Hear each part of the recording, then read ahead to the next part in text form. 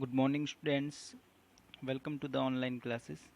Today we discuss about class 10th subject science chapter number 7 atomic theory, periodic classification and properties of element lecture number 4.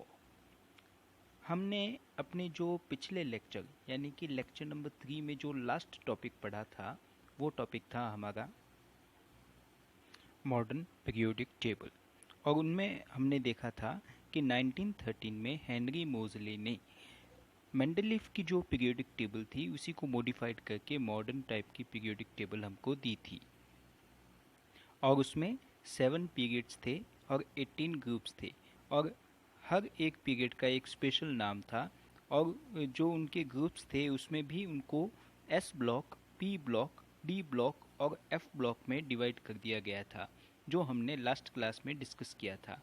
तो आगे हम आज अपना next topic पढ़ते हैं, वो है पीरियोडिसिटी इन प्रॉपर्टीज़ कि एलिमेंट को अगर हम एटॉमिक नंबर के अकॉर्डिंग अरेंज करें तो एक फिक्स इंटरवल के बाद में उनकी physical and chemical properties repeat होती है, उसी को कहते हैं पीरियोडिसिटीज़ इन प्रॉपर्टीज़, जिसमें आती है एटॉमिक रेडियस, आयनोजेशन पोटेंशियल एक्सेट्रा। तो हम सबसे पहले बात करते हैं एटॉमिक रेडियस की कि एटॉमिक रेडियस आखिर है क्या।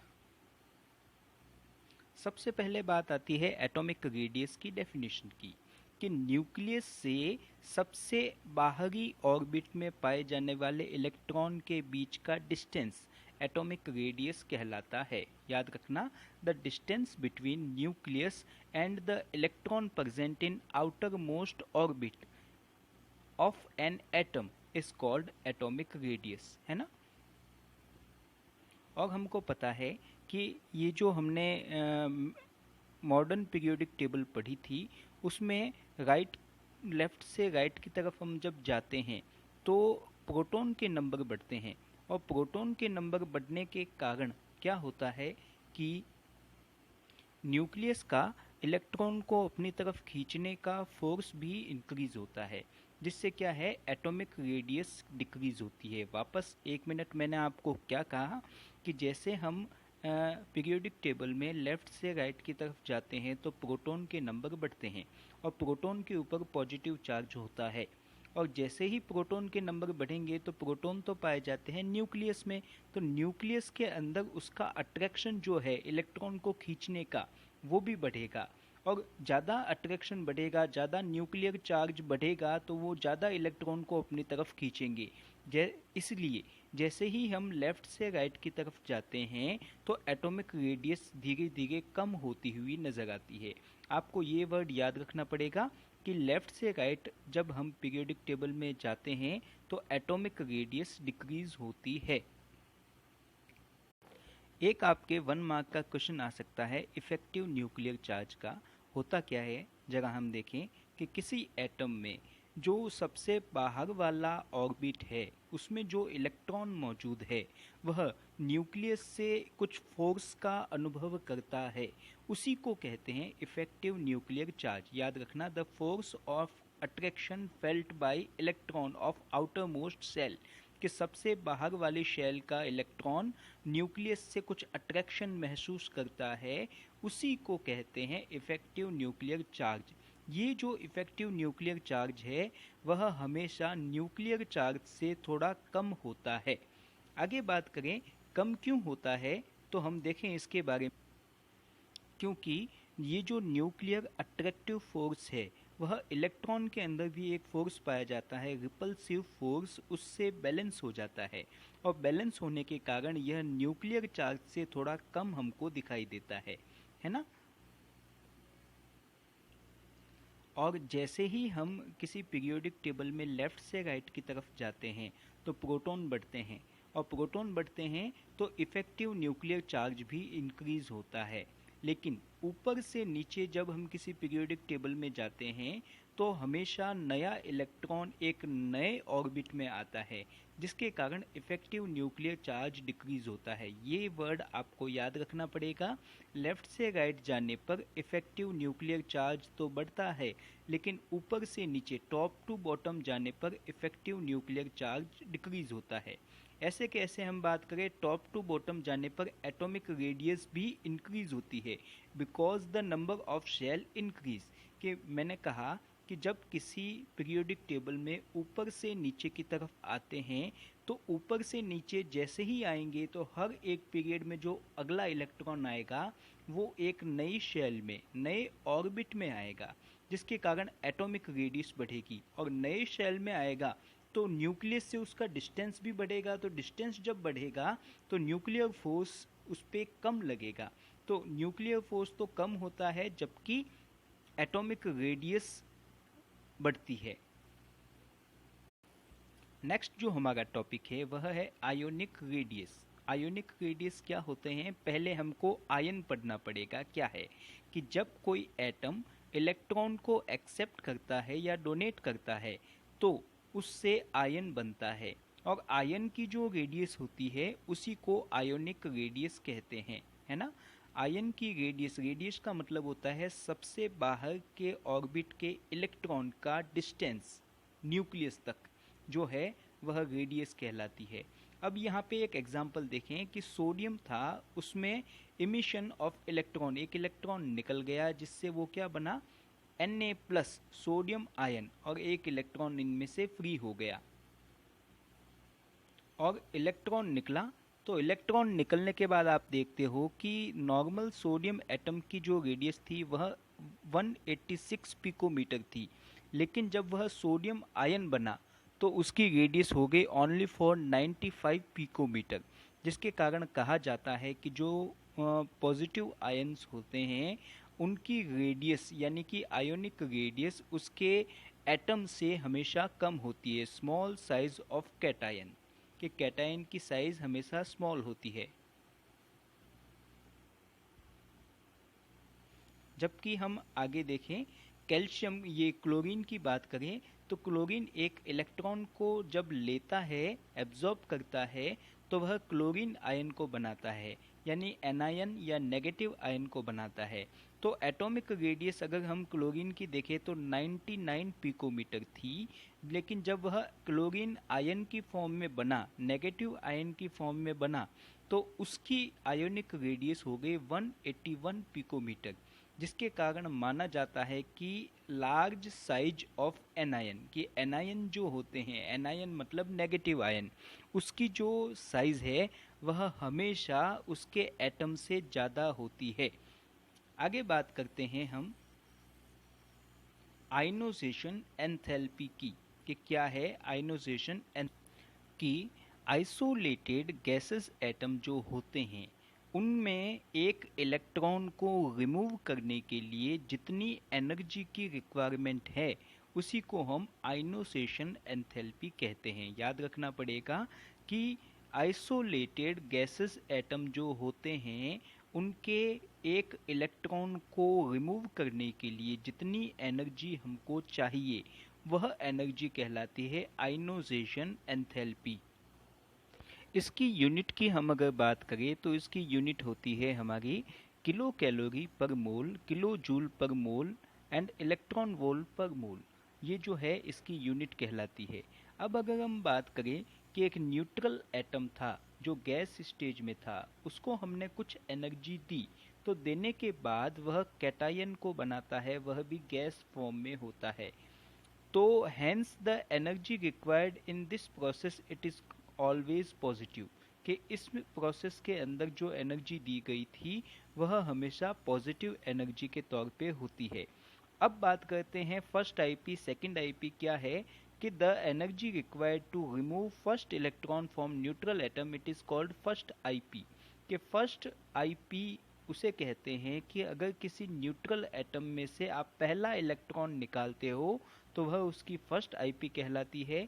इस एटम में से जब दूसरा इलेक्ट्रॉन निकालने के लिए जो एनर्जी दी जाती है वह सेकंड आईपी कहलाती है, और तीसरा इलेक्ट्रॉन इसमें से रिमूव करने के लिए जो एनर्जी दी जाती है वह उसकी थर्ड आयनोजेशन एंथैल्पी कहलाती है। और इन तीनों की वैल्यू की अगर हम कंपैरिजन करके देखें तो फर्स्ट आईपी से सेकंड आईपी हमेशा ज़्यादा होती है और सेकंड आईपी से थर्ड आईई हमेशा ज़्यादा होती है। मतलब तीसरे इलेक्ट्रॉन को निकालने के लिए हमको ज़्यादा एनर्जी देनी पड़ेगी, जबकि दूसरे इलेक्ट्रॉन को निकालने के लिए थोड़ी कम एनर्जी देनी पड़ेगी, जबकि फर्स्ट इलेक्ट्रॉन को निकालने के लिए हमको सबसे कम एनर्जी देनी पड़ती है।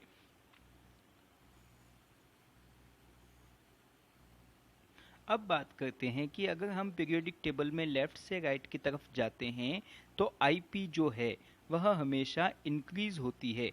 क्यों होती है, उसके दो कारण हैं। पहला तो क्या है कि लेफ्ट से राइट जाने पर एटॉमिक साइज डिक्रीज होती है तो आईपी इंक्रीज होगी, कि जितना छोटा एटम होगा उसको न्यूक्लियर चार्ज बहुत ज़्यादा मिलेगा और न्यूक्लियर चार्ज बहुत ज़्यादा मिलने के कारण इलेक्ट्रॉन को हटाने के लिए हमको ज़्यादा एनर्जी देनी पड़ेगी, जिसके कारण ये दो कारण थे जिसके कारण लेफ्ट से राइट जाने पर आईपी इंक्रीज होती है। अब बात करते हैं टॉप टू बॉटम जाने पे आईपी डिक्रीज क्यों होती है। क्योंकि इंक्रीज इन एटॉमिक साइज जब बढ़ती है तो बाहर वाले इलेक्ट्रॉन पे न्यूक्लियर चार्ज बहुत कम लगता है और न्यूक्लियर चार्ज जब कम लगता है तो उसके इलेक्ट्रॉन को हटाने के लिए हमको कम एनर्जी देनी पड़ेगी। तो आपको ये दो चीज़ें इसमें याद रखनी है कि लेफ्ट से राइट जाने पर तो ये जो आईपी है वह बढ़ती है, लेकिन ऊपर से नीचे टॉप टू बॉटम आने पर आईपी हमेशा डिक्रीज होती है। नेक्स्ट जो हमारा टॉपिक है वो टॉपिक है electron gain enthalpy. Electron gain enthalpy का एक दूसरा नाम भी है इलेक्ट्रॉन एफिनिटी। अब बात करते हैं यह होती क्या है। यह आपके हमने जो ऊपर वाला टॉपिक पढ़ा था आयनोसेशन एंथैल्पी, उसका अपोजिट है। इसमें क्या होता है कि जब किसी आइसोलेटेड गैसेस एटम में इलेक्ट्रॉन को ऐड किया जाता है तो वह खुद से एनर्जी को रिलीज करता है और वो जो एनर्जी रिलीज की गई उसी के अमाउंट को इलेक्ट्रॉन गेन एंथैल्पी कहते हैं।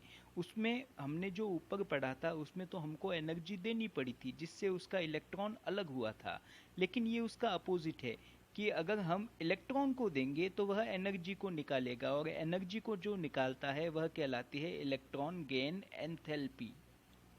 ये जो इलेक्ट्रॉन गेन एंथैल्पी है यह पॉजिटिव और नेगेटिव दोनों हो सकती है, जो क्या है एलिमेंट पे डिपेंड करती है कि वह एलिमेंट किस टाइप का है, एंडोथर्मिक है या एक्सोथर्मिक है।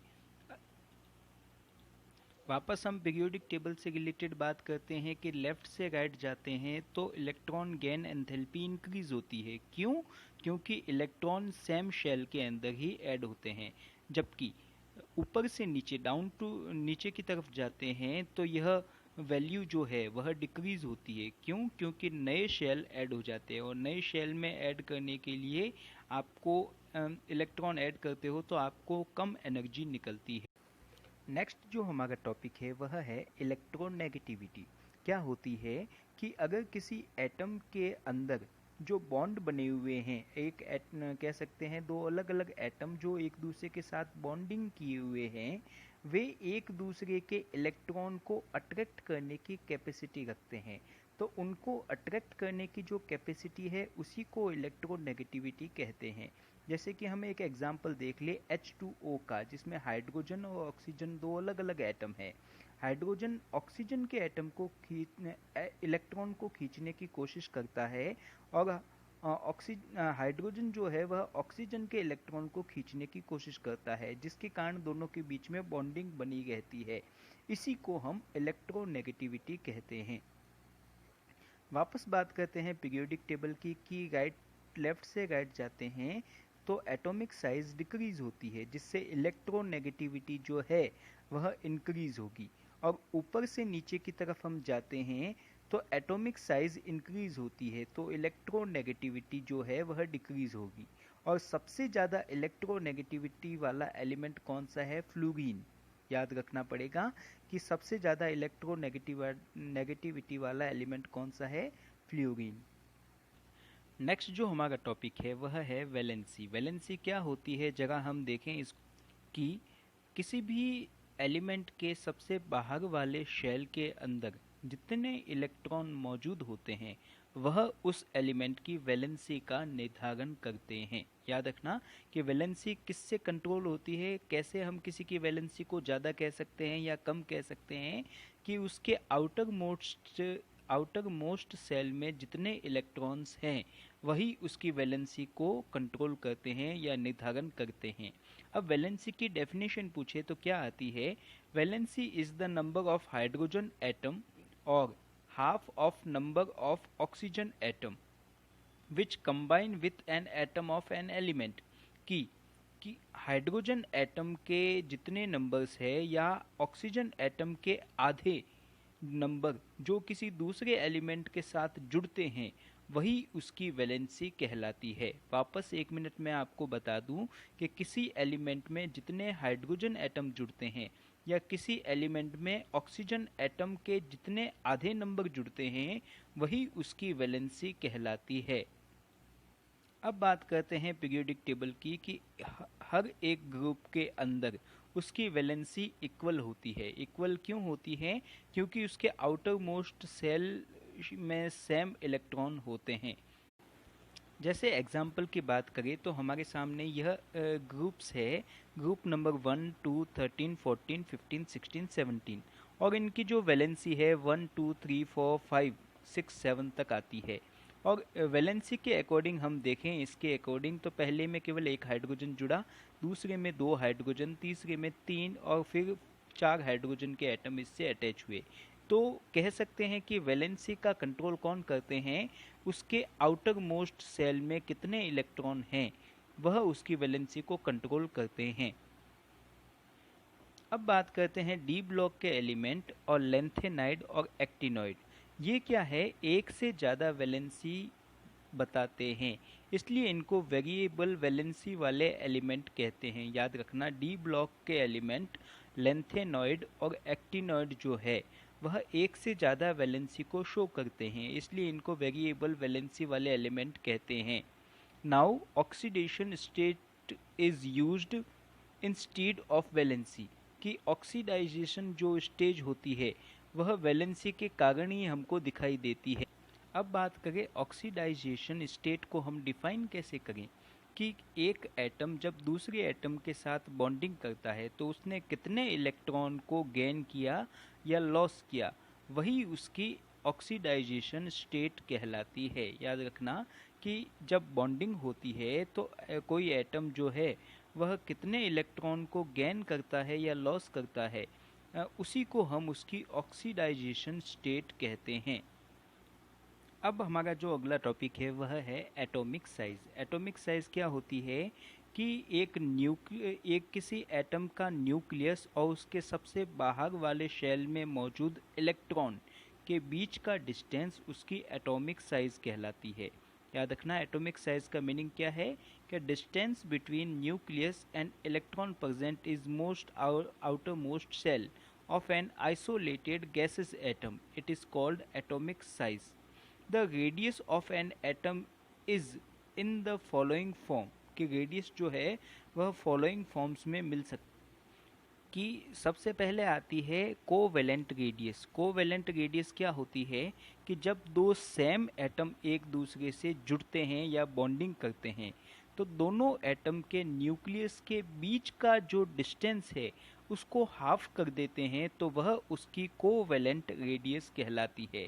याद रखना कि जब दो सेम एटम एक दूसरे से बॉन्डिंग करके जुड़ते हैं तो जुड़ने के बाद दोनों न्यूक्लियस के बीच का जो डिस्टेंस है उसका आधा हिस्सा कोवेलेंट रेडियस कहलाता है, जो हम इस डायग्राम से शो कर सकते हैं कि ये पहला एटम, ये सेकंड एटम और ये दोनों एक जैसे हैं। तो जब ये दोनों ने बॉन्डिंग की तो ये दोनों के बीच की डिस्टेंस इसकी आधी जो हम कर देते हैं तो वो आधा वाला हिस्सा कहलाता है कोवेलेंट रेडियस। जबकि सेकंड आता है वंडर वाल रेडियस। वंडर वाल रेडियस क्या होती है? कि जब दो नॉन बॉन्डिंग मॉलिक्यूल आपस में हैं तो उनके बीच का जो उन दोनों के न्यूक्लियस के बीच का जो डिस्टेंस है उसका आधा कर दिया जाए तो वह कहलाता है वैन वाल रेडियस। याद रखना, कोवेलेंट रेडियस में तो सेम एटम ने बॉन्डिंग की थी, बॉन्डिंग करने के बाद बीच के डिस्टेंस को हमने आधा किया था। जबकि वैन वाल रेडियस में क्या होता है, अलग अलग एटम है लेकिन दोनों के बीच में बॉन्डिंग नहीं है, तो भी उनके बीच की जो दूरी है, दोनों न्यूक्लियस के बीच का जो डिस्टेंस है, उसके डिस्टेंस के आधे हिस्से को वैन वाल रेडियस कहते हैं। और इस डायग्राम को देखने से हमको पता चल रहा है कि वैन वाल रेडियस जो है वह हमेशा कोवेलेंट रेडियस से ज़्यादा होता है। ज़्यादा क्यों होता है कि आप यहाँ पे देखो कि पहले वाले एटम और दूसरे वाले एटम एक दूसरे के अंदर चले गए थे, जिसके कारण रेडियस भी कम आता है, जबकि इसमें दोनों एटम एक दूसरे से अलग अलग है, तो आपको वैन वाल रेडियस हमेशा कोवेलेंट रेडियस से ज़्यादा मिलता है। अब बात करते हैं, हमने ये पहला पॉइंट तो यही देखा हमने कि वैन वाल रेडियस जो है वह हमेशा ज़्यादा होता है कोवेलेंट रेडियस से। सेकंड देखते हैं, atomic size is also determined on the basis of metallic radius, कि एटॉमिक साइज जो है वह उसके मेटेलिक रेडियस से ही मेज़र की जाती है। अब बात आई मेटेलिक रेडियस है क्या, कि किसी भी मेटल के अंदर हम देखते हैं तो पास पास में जो एटम है उनके न्यूक्लियाई के बीच के डिस्टेंस के आधे हिस्से को मेटेलिक रेडियस कहते हैं। वापस एक मिनट, मेटेलिक रेडियस क्या हुआ कि किसी मेटल के जो पास पास के दो एटम हैं, उन दोनों एटम के न्यूक्लियस के बीच के डिस्टेंस का हाफ उसकी मेटेलिक रेडियस कहलाती है। अब बात करते हैं वापस पीरियोडिक टेबल से रिलेटेड। पीरियोडिक टेबल की बात करें तो ऊपर से नीचे जब आते हैं तो शेल, नंबर ऑफ शेल या ऑर्बिट इंक्रीज होते हैं, तो कह सकते हैं एटॉमिक साइज भी इंक्रीज होगी। लेकिन लेफ्ट से राइट की तरफ जाते हैं तो मैंने आपको बताया था न्यूक्लियर चार्ज इंक्रीज होता है, जो इलेक्ट्रॉन को ज़्यादा से ज़्यादा अंदर की तरफ खींचता है, तो एटॉमिक साइज जो है वह डिक्रीज होगी। अब हमारा जो अगला टॉपिक आता है वह टॉपिक आता है हमारा metallic and non metallic properties क्या है। सबसे पहली बात करते हैं मेटेलिक प्रॉपर्टीज़ की, कि एक एटम जो इलेक्ट्रॉन को लूज करता है और कैटायन बनाने की कोशिश करता है, उसी को उसकी मेटेलिक प्रॉपर्टी कहते हैं। याद रखना, अगर कोई एटम है वह इलेक्ट्रॉन को त्याग कर लूज करने के बाद कैटायन बनाने लगे, तो उसी को उसकी मेटेलिक प्रॉपर्टीज कहते हैं। अब ये जो कैटायन होते हैं वह हमको पता है कि इलेक्ट्रोपॉजिटिव आयन होते हैं, तो एल्काइली मेटेलिक ग्रुप जो है वे सबसे ज़्यादा इलेक्ट्रोपॉजिटिव एलिमेंट कहलाते हैं, क्योंकि ये आसानी से इलेक्ट्रॉन को निकाल कर कैटायन बनाने की कोशिश करते हैं, और इसी कारण these element are metallic ion, metallic in nature, और जो इलेक्ट्रॉन को आसानी से निकाल देते हैं वह नेचर में मेटल के होते हैं। अब इसी का अपोजिट बात करते हैं कि अगर कोई एटम ऐसा है जो इलेक्ट्रॉन को गेन करने के बाद एनायन बनाने की कोशिश करे, तो वह कहलाती है non metallic property of element. Non metallic property क्या होती है कि इलेक्ट्रॉन को गेन करने के बाद एनायन बनाने लगे। हेलोजन्स जो होते हैं 17th ग्रुप के एलिमेंट, वो आसानी से इलेक्ट्रॉन को लेने की कोशिश करते हैं, जिसके कारण वह एक स्ट्रॉन्ग नॉन मेटेलिक प्रॉपर्टीज को बताते हैं।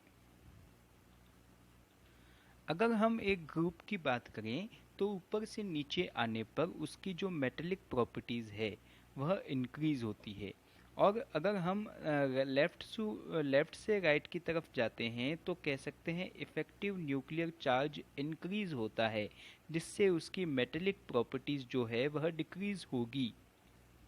अब इसी का अपोजिट हम बात करें तो ग्रुप के अंदर ऊपर से नीचे जब हम आते हैं तो नॉन मेटेलिक प्रॉपर्टीज जो है वह डिक्रीज होंगे, जबकि लेफ्ट से राइट की तरफ जाते हैं तो नॉन मेटेलिक प्रॉपर्टीज जो है वह इंक्रीज होगी। और इसी रीज़न के कारण आप जब पीरियोडिक टेबल को देखते हो तो आपको लेफ़्ट साइड में ज़्यादातर मेटल दिखाई देंगे, और जैसे हम राइट साइड की तरफ जाने लगते हैं तो उसकी मेटोलिक प्रॉपर्टीज़ डिक्रीज़ होने लगती है और राइट साइड में हमको नॉन मेटेलिक कैरेक्टर दिखाई देने लगते हैं।